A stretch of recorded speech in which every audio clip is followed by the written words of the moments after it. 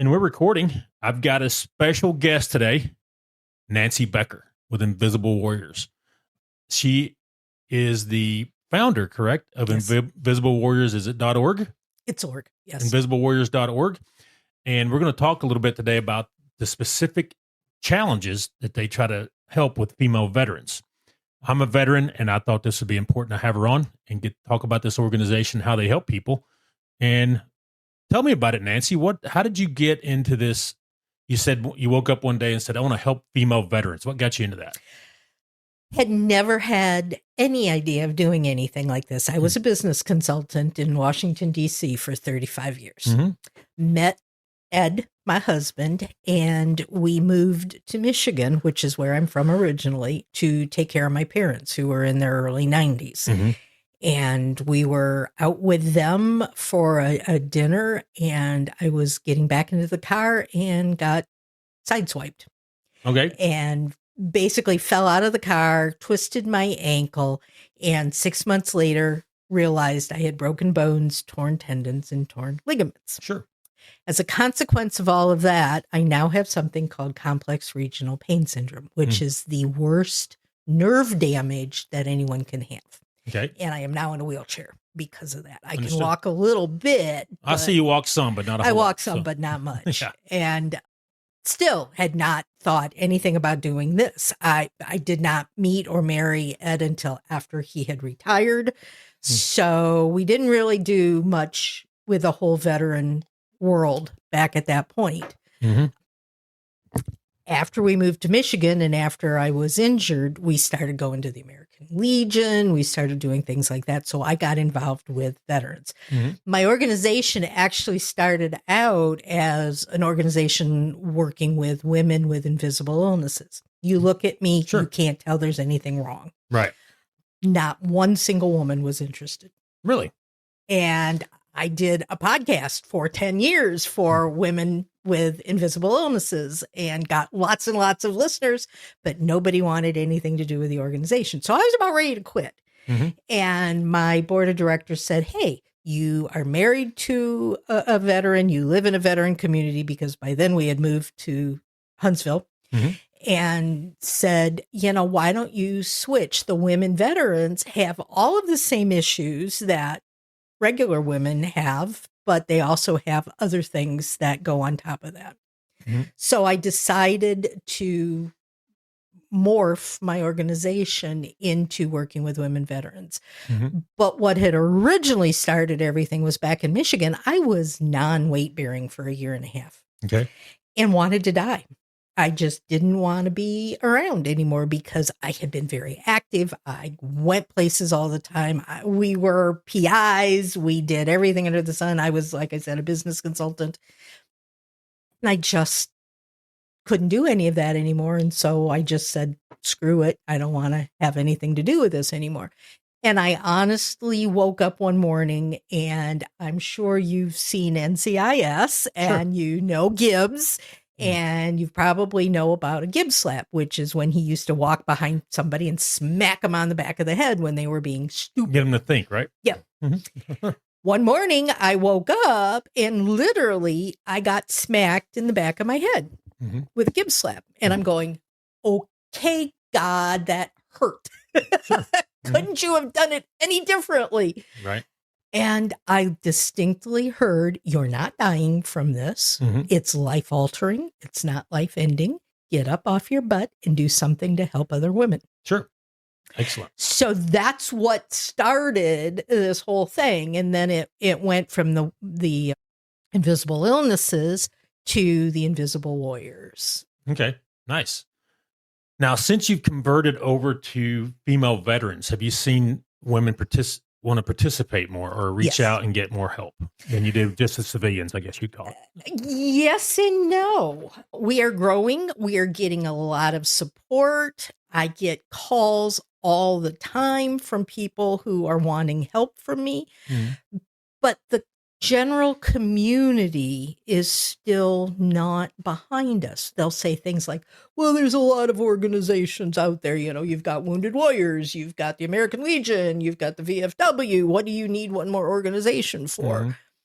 And I tell them literally, this country was not built on women. It was built on men. It's a patriarchal society. And when you look into all of these organizations, they may say they have women as a part of what they do, but they're really not. Right. And so the women often feel left out. When they leave the service, they lose their sense of purpose. I'm sure you understand. Sure. You were getting up at 4:30 in the morning every morning, and you had to be here, and you had to be there, and you had to be someplace else, and you had somebody telling you what to do. Right. You don't. When you get out of the service, you don't.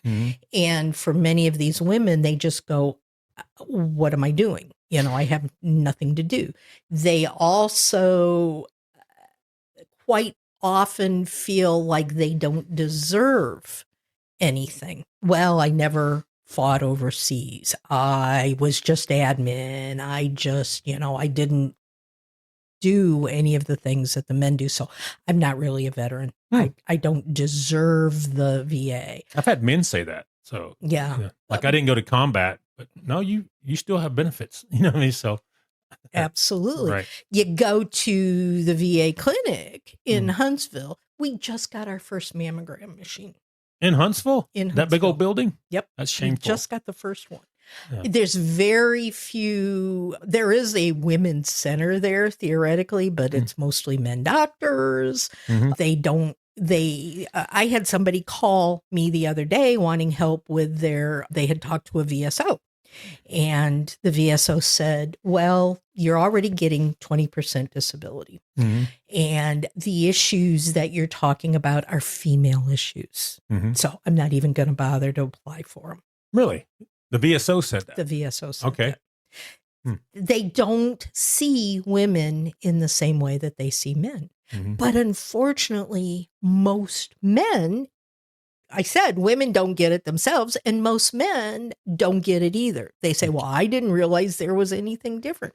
Well, then you've also got the issues with the women themselves who the older ones realize that there are differences. The younger ones go, I fought so hard just to be seen as a veteran. I don't want to be seen as a woman veteran. Really? But then they turn around and they complain because they can't get a mammogram without going to Birmingham. I mean, that's 18% of the veteran force, I'll call it. Absolutely. That's a lot. So. It is. And we just did a Google survey the other day. Since 9/11, there were 176 women, which is not a lot in comparison with the total. Sure. But 176 women have been killed in action. Right. And when you look at, you've only got 18% of the whole military population as being women, 176 is quite a large number. Right. You know, for a community that says women don't fight. Right. I disagree. Okay. So I've been in Iraq, Afghanistan, in forward operating bases. And Iraq, I was there there was women Army pilots. Now. They were living around there, right? And there was one point we got rocketed every night like a barrage. And people were getting hit, shrapnel and everything else. And those women, they had flesh just like the men did. So. Absolutely. But you want to hear a story? And right. This is one of the stories that I think is going to be told at the gala next week. This is a woman, and she was talking about, and this is gross, people, I'm sorry, but she was talking about going to the bathroom. Sure. And, I guess you have trenches. And, well, she said the men were having a fit because the women would be on their periods and wouldn't be able to dispose of their tampons properly. So if they're talking about trenches in like a patrol base, that gets buried. So, but the men were complaining. Really? I'm not going to get too graphic here, but there's turds and everything else in there. So that's right. That's the whole point. And that gets buried every 48 hours. But I don't want to go see that stuff. That's gross. Right. That's what the guys were saying. And the men and the women are going, it is what it is. And exactly what you just said. There's other stuff in there too that we have to look at. So it may not be large issues, But when they all build up, Mhm. Ed had in his, I don't know, platoon, I don't know what you call it, but he had one woman when he was Sure. there. And Was that in 1943 or? yeah. That Was was, it? I think it was like prior to World War One, wasn't it? He's not listening. Her husband's sitting over here off the camera. So, yeah. Now you made me forget what I was going to say. Ed had a female in his platoon. Yeah, he had a female in his platoon, but he had to figure out where to put her Sure. because there wasn't a bathroom, there wasn't an area for her. And that was a while back. It Was was it in the 70s, 80s? it was in the 80s. Yeah. Yeah. Bit different. Yeah. Yeah. But and that's what I'm saying. The older women get it. Mhm. And I have women who have been out for a while who have not left their home in over 2 years. Like go outside? They don't go out unless they're going to a doctor's appointment or something they absolutely have to do. They have Uber, they have Walmart delivery. Mhm. Everything that they do is brought into them because they have had so much stigma. And it's really, I started to tell you some statistics. Twice as many women veterans as non-veterans are homeless. Mhm. 9 out of 10 has PTSD. 1 in 3 has military sexual trauma. And I know men Sure. have these things too, but they're in, especially considering the lower number of women to men ratio, they have a much higher ratio. Mhm. You know, it's Sure. like 1 in 10 men have MST, 1 in 3 women. So there are just differences. But our conversation right here is exactly what I'm trying to do, is to show that there are differences. So often I was given an award a year ago and I was at a dinner and a sergeant major was the MC of this dinner. He comes up to me all dressed in his uniform with all of his gold and medals Accoutrements. and all of that. Yeah. Yeah. And The Army will they'll hang some awards on the uniform. yeah, man, so. and that was him. And he comes up to me and he says, "Well, congratulations! I hear that you're getting one of the awards tonight. Why are you getting the award?" And I said, "Well, Everybody, Macky here. I want to talk to you about joining the Invisible Warriors on June 12th for the Silent No More Gala at the Holiday Inn Research Park in Huntsville. The event runs from 5:30 p.m. to 10:30 p.m. and celebrates Women Veterans Recognition Day by honoring the contributions of military women throughout American history. Guests will enjoy dinner, live music, a silent auction, and inspiring stories from women who have served. This is more than a gala. It's an opportunity to ensure that the service and sacrifice of military women remain heard and remembered. If you want to learn more, visit invisiblewarriors.org. That's invisiblewarriors.org. I'm Nancy Becher, and I'm the founder and executive director of Invisible Warriors." Well, what does Invisible Warriors do? Well, we serve women veterans who are dealing with all kinds of issues and helping them with resources and events and all those kinds. He turned and he looked at his wife, who was standing beside him, and he looks back at me and he puts his hands on his hips and he says, "I can't imagine why they possibly gave you the award." And that's the kind of issues that we run into. We were at the Memorial Day presentation last week, and I was listening to the words, and they were talking, and there were a couple women there, and one was a general, and she was in uniform, which I thought was great, but there was not one word said about women fighting. Mm-hmm. There have been women in the military since the Revolutionary War. Mm-hmm. Sure. Back during that time, they had to dress up in men's clothing. They had to pretend they were men. They wrapped their breasts, all of these things to make it look like they were men. The one and only female who's ever gotten a Medal of Honor was during the Civil War, and it was Dr. Walker. They took it away from her. She refused to give it back. And she wore it every single day of her life until the day she died. And only after she died did they actually give her the award back again. Made it official. So yeah, if you ever gone to the Infantry Museum, it may be called the Maneuver Museum now at Fort Benning. They have a good part in there where it talks about women. There's one teeny little space at the not where you're talking about. They have a pretty big thing. Not where you're talking about, but the Military Museum in Huntsville. Sure, I've never been in that. Has one teeny little space right in front of the bathrooms.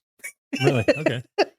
All right. Yeah, the Infantry Museum's got a lot down there. Yeah. I call it the Infantry. They might have changed the name of it. But. Yeah. Well, and I'm not saying that this is across the board. Mhm. I'm saying in general, if you look at the amount of benefits, the amount of purpose, you do not know the number of times that a woman has parked in the Home Depot in Huntsville in the military parking spot and has gotten yelled at. Really? Literally, men will run up and smack on the side of the cars, screaming at them that they're taking a valuable space away from a man. Really? Oh, yeah. A woman veteran. A woman veteran. Now, the women veterans I know would roll the window down and tell them that there'd be some cuss words involved, probably. So I'm not sure. Again, you're talking about the younger. Yeah. You're talking about the younger. I'm talking about people who were in Vietnam. 60s, 70s, 80s. Yeah. Mm-hmm. So, yeah, I came up in the 90s and 2000s in both the Marines and the Army Reserve. All right. I was in the Marines for 10 years. When I came in, I mean, yeah, Marines, you went to basic training, you were segregated, right? Mm-hmm. Big deal. Mm-hmm. But later, when you got out in the fleet, you were mixed with Navy sailors that were females, female Marines, not as many female Marines, but a lot of female sailors when you're out on ships and stuff. And we didn't think anything about it. I think they'd already started making that transition like, hey, this is a reality. It's not going away. Ask the women. Huh? Ask the women. I'm sure there were some struggles that we didn't recognize. You know what I mean? So, but I think it was starting to get better than it was and it is. in the 70s, if you can imagine, 60s, you know. One of my women was one of the very first women to serve on board ship in the Navy. And she was, quote unquote, forced to, you know, they didn't come right out and say, if you don't do this, you know, but she was forced to walk the, whatever they call it, you know, when you cross the equator. Oh, I forgot the name of it. It's like a big party and they hazed you a little bit. Yeah. Well, it wasn't hazed. She wasn't hazed a little bit. Hey everybody, Macky here. This episode is brought to you by Invisible Warriors. While millions of women have served our nation in uniform, many of their stories remain untold. Invisible Warriors exist to recognize, respect, and support military women and women veterans through advocacy, resources, community, and trauma-informed programs designed specifically for their unique experiences. If you know a woman who served, or if you're looking for a way to support those who have sacrificed for our country, visit invisiblewarriors.org and learn how you can help. That's invisiblewarriors.org. She was greased down. Oh, yeah. She had hands all over her. Mm-hmm. Every place she turned on that ship, the whole time she was in that ship, there were pinups of naked women. Mm-hmm. You know, so, but to a man, that's not a big deal. Right. To a woman, it is. Right. Now, so one thing I've got an important question here. Tell me about the hair, the pink, purple, and green hair. So when I got injured, part of the side effects of my disability is you lose your hair. Mm-hmm. I didn't have the same one, so yeah. I was going to say, without this, I would look like you. Okay. All right. But I decided, you know, because I've got the plain wigs and all of that, but I decided, you know, normally I've got my service dog. Normally I'm in my wheelchair. Because of what I'm doing, I need to stand out. So why not have fun with it? Why not say, I am loud, I'm a rebel. I'm not going to follow along with the status quo, because that's what I'm fighting is the status quo. Right. So I have you want to stand out, right? I want to stand out. All right. That's a good thing. So I've got some more questions here. Let me see. So you were never in the military, right? You just decided you're going to get behind this. Yep.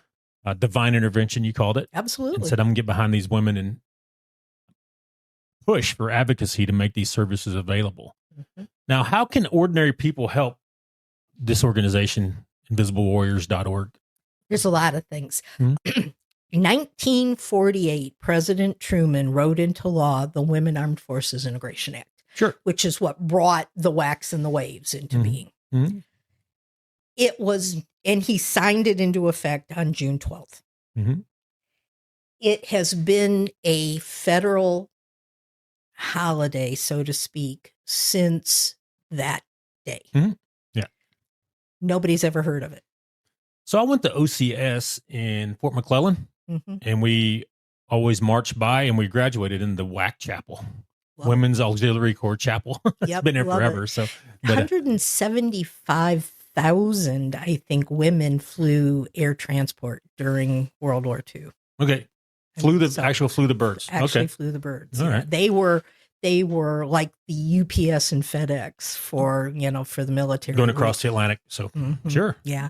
So the whacks and the waves were very important, Mhm. but nobody has ever recognized it. So a year ago, I had my first gala supporting women veterans. And I went to Governor Ivey and I said, we have 100,000 women veterans in the state of Alabama. How many? 100,000 In Alabama. in Alabama. Yeah, because the number goes up when you start putting in reserve and National Guard. So yeah. Mhm, yeah. And there are approximately just under 400,000 in total, and the women are about 25%. So that's approximately 100,000. Mhm. I said, shame on the state for not representing the women better in what they do. So she actually wrote a proclamation last year making it a holiday in the state of Alabama. So we have a state holiday on June 12th for women veterans called Women Veterans Recognition Day. Sure. Okay. Have you ever heard of it? No. Nope. Not one time. It's been around for a year, And so I don't get days off, so I don't recognize days off. So. I know. I said, well, this is almost more like the chocolate ice cream holiday. Like Flag Day or something. It's one of those, but it still is a federal holiday, a state holiday in the state of Alabama. But so we are now June 12th of this year. We are now having our second gala. So anyone who has any interest in supporting veterans, male, female, anyone, is welcome to buy a ticket and come to the gala. Okay. It's at the Holiday Inn in Mid-City. Sure. Nice place. It is. And we're going to have a wonderful event. We have a young man who he got out in 2012. So I'm not sure where he was in all of the fighting, but he lost both of his legs. And he's going to be our MC. Okay. And he's talking about how when he got out is when women were first. 2015 is when you've gone from 1948 to 2015, when women were actually really allowed to be. They've been there for forever and ever and ever, but they were not allowed by law to fight beside you until 2015. Okay. So they were just starting to come in when he left. But he said, I've seen them. I've worked with them. I know how much importance they have. So he's going to be our MC. We have a woman who was a former captain in the Army who she was the first advisor to the Army Rangers when they started bringing the women into the Rangers. So, and she's the one that's going to talk about all the wonders of trenches and all of those things. Yeah. And so she's going to be talking about all of that and what it was like for women going into the Rangers and the fight that it took to get them in. We have, hopefully, we have an all-girl high school ROTC color guard that's going to be doing the colors. We have a Coast Guard member, female, who's an ordained minister who's going to be doing the opening and closing prayers. Dale Strong's office is reading a proclamation. The mayor of Triana is going to be reading a proclamation. Wait, Triana has its own mayor? Its own city, and it has its own mayor. Really? Okay. And I learned something. I've lived here for ever long. I don't know. She's stepping forward in honor. I thought Triana was just a dot on the map. I thought it was just a road. Yeah. Triana Road, right? Yeah, yeah. But she's stepping forward in honor of women veterans and reading a proclamation. We have a wonderful sit-down dinner, and Twickenham Jazz Band is playing, and there will be dancing after the ceremonies are over. So it's really going to be a good evening. Nice. All right. How many, is this the first annual, second annual? Second. And hopefully it'll go on for another 40 years, right? Yep. If we're here that long, with right? more and more people buying tickets every year, please. How many people do you think is coming this year? Probably about 60. Nice. That'd be nice in that where you'd having it. It'd be a full room. So, Yeah. so we're going to take a break in just a second, but say it again, the gala, the date, It's time, and location. The Silent No More Gala, June 12th, 5:30 until 10:30 at the Holiday Inn Mid-City. Okay. And if you don't go, I'm going to make fun of you. How about that? So we're going to take a break. We'll be back in just a second.